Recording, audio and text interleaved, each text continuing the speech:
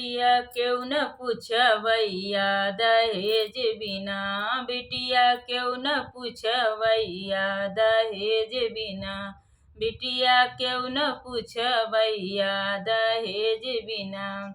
सासु भई सुन खा ननद भई सपुन का, सास भई सुन खा ननद भई सपुन का, ससुरु बन गे कसैया दहेज बिना, ससुरु बन गे कसैया दहेज बिना।